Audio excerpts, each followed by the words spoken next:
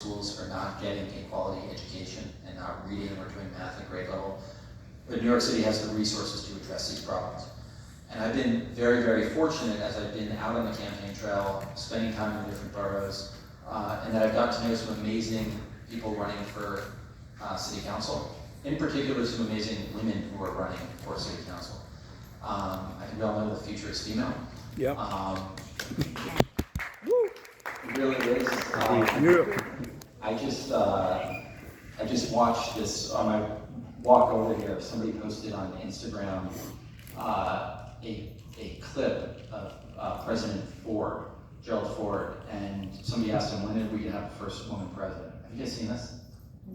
So he said there's going to be a man who's elected president, and he's going to have a woman as his vice president, and he said he's going to die in office, and the woman is going to become president.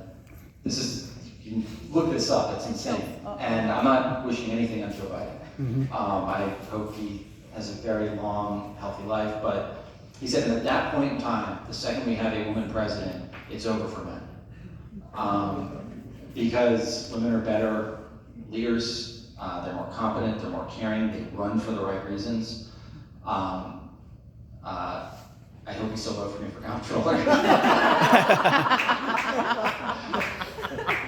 But as I've spent time around the city, I've gotten to know some of these amazing women in particular who are running for city council, and they are all running, when you hear the reasons that they're running, it is incredibly compelling.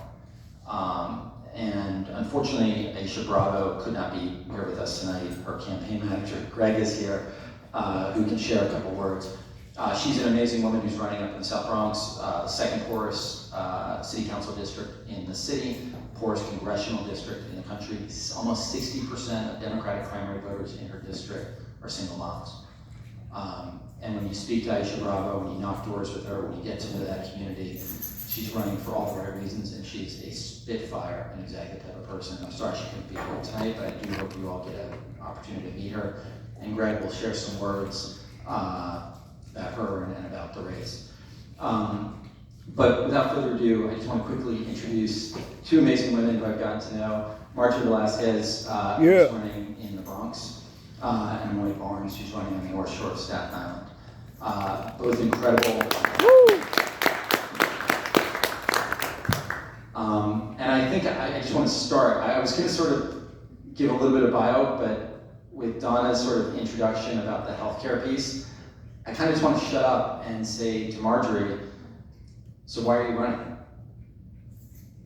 Our healthcare system sucks. Before running for office, I was an accountant. I was working up the corporate ladder. I was there, just getting there, and I got hurt at work. And then 3 months after that, I got into a car crash. So safe to say 2012 was not my year. But what ensued after that was getting trapped in this bureaucracy of the healthcare system, of not being believed. And every single step of the way, I'm bilingual, I have access to great lawyers, I have great access to doctors, and yet this healthcare system did not want to see me recover. 2.5 years I had to fight to get a hand surgery because the independent medical team kept on saying that my hand was just bruised. So I, frustrated, I went to a doctor, paid out of pocket, and I said, Doc, just tell me what's going on, because I'm sick and tired of complaining about this pain. And maybe the pain's in my brain. Maybe I'm making this up. Maybe, you get so frustrated sometimes, right? And he literally took an x-ray, and he said, get out of my office right now. And I was like, what? So I was like, oh God, I didn't make this up in my brain, right? And he's like, I need you to come with me. Takes me to the x-ray, he's like, that's your thumb, that's your wrist. Do you see what's in between? He's like, nothing. He's like, exactly. Your finger's not attached to your wrist. I'm done. I'm gonna testify in the courts, you're gonna get the surgery. You shouldn't have gone through this. This is ridiculous. And he's like, this is what's wrong with our system. And then finally, I got my surgery. What Zach knows also is that that's my personal story. And I thought that we would learn, and I thought the healthcare system would change, because that was 2012. We're in 2021, and in 2019, we found out that my husband had a brain tumor, and we had to make most of it. Except beginning of this year, we found out that it has grown. We had been waiting for tests and treatment, and unfortunately, it keep on denying us because it's 2021 and it's not better, and they keep on denying. And unfortunately, last week, he had a,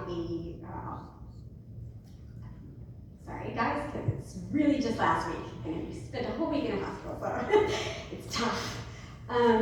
We spent a whole week in the hospital because his seizures were so severe that he literally almost died in front of me. And so, I'm sick and tired of the healthcare system that denies us what we need. I'm sick and tired of fighting for mothers who complain about pain and are denied in the hospital with many tests. Sick of losing friends to maternal mortality. Sick of losing friends to stomach cancer because they're not believed with their pain. Sick and tired of a healthcare system that rather invest in our failure than invest in us as people. I'm running because we're better than that, and we're going to do something about it. So it's working with our state reps to make sure that we get healthcare for all. Taking it a step further and working with our federal reps and make sure that we have healthcare for all. Because we can succeed if we work together. That's why I'm running. Sick and tired of these games. We're better than that. So, sorry about all the sad stories, but we're gonna succeed, right? He's better, he's back at home. He finally got the test that we had to wait 3 months for, and we're gonna start treatment pretty much next week. So there is a good side to it, but it didn't have to get to that level. And that's where we're gonna keep on fighting. So thank you all for listening.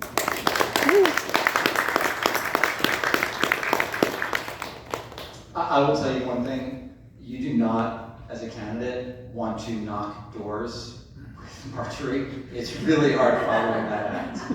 It's really hard. You knock doors and it's like, so why are you running? And I'm like,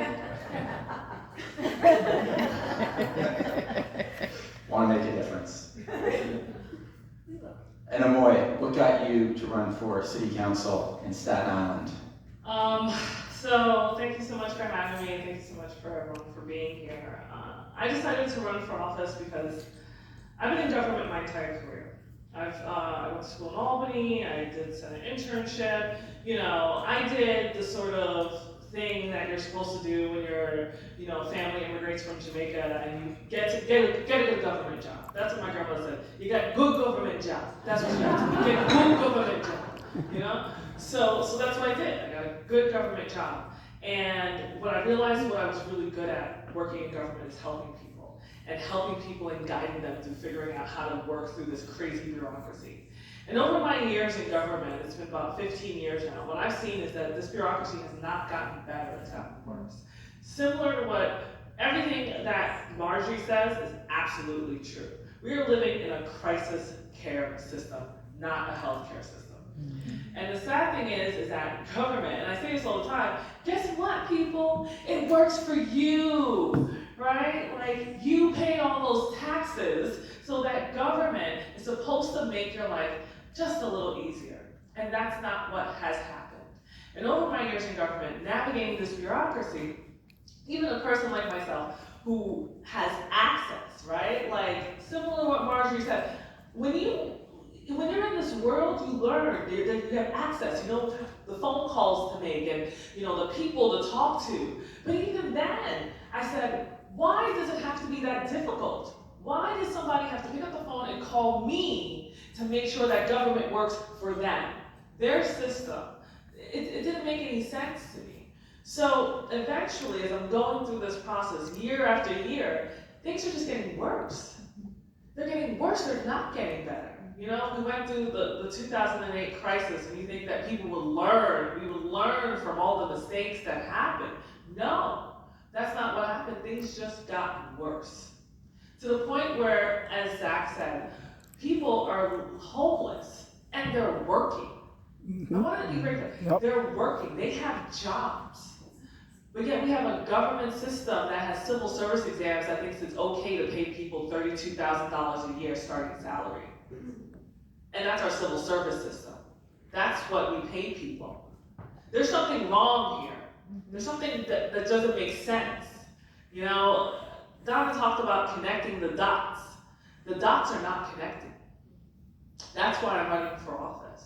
I'm running for office because I want people to understand that you deserve the best quality of life you could possibly have. You deserve it. No matter who you are, no matter where you live, no matter what you look like, no matter what, you deserve the best. Because at the end of the day, that is what government is supposed to do. It's not supposed to be a barrier towards your success. It's supposed to be a stepping stone towards your success. And so here I am, running for office, and it's 2.5 weeks out, and so we're almost there. And my race is a very, very, very competitive race. I started my race 2 years ago, and I was the only one in the race. And now 2 years later, there's 10 of us. Mm-hmm. Interesting, but how many doors are you knocking on a day? So on average, my team altogether, everybody tries to knock at least 75 doors a day. Yep. We've knocked over 11,000 doors. Wow. Woo! Yeah. That's teamwork, because that's the only way this can happen. And you always use the term "it takes a village," because I always want people to understand that that's what it's going to take for our society and our community to heal and to get better. It takes a village. When I knock on a door, I remind people, like, yes, I'm running to be your future city councilwoman, but I want to remind you I can't do this alone. I need you to be engaged. I need you to be informed. And I'm a better elected official when you are engaged and empowered and enfranchised and informed. I'm better at my job when you have power, and that's what I want to do for my community. That's what I want to do for all New Yorkers, is empower. Yeah, it's one of the most important things, is really making sure that voters are engaged. Yep.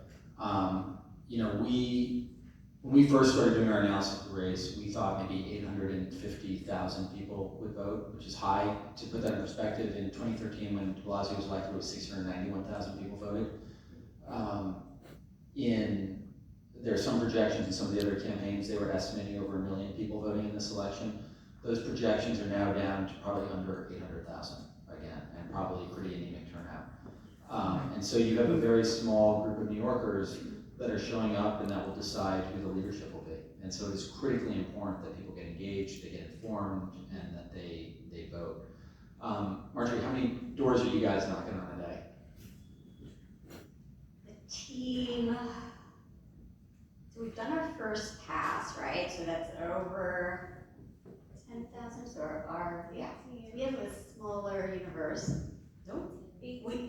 Okay, sorry, our universe is 18,000, and we've gotten our first pass already, which is 15,000, and we're knocking at least, we try to do 100 per person, and our team is mixed of volunteers and canvassers, and then we also do phone banking, text banking, which I bet you do too.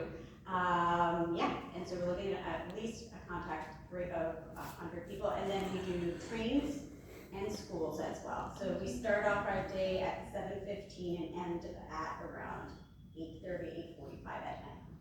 And just to put this in perspective, the city council in New York City, they control a budget, working with the mayor and the comptroller, they control a budget that is bigger than 48 out of 50 states. It is more than the next 15 or 20 largest US cities combined. Wow. Right, these 51 city council members, they have extraordinary power and ability in budgeting and passing laws. And New York City has always been at the forefront of passing often progressive legislation. The labor movement started in New York City, in Washington Square Park. And so this is real, this is important. And the ability that these women in particular have to make a difference is pretty significant.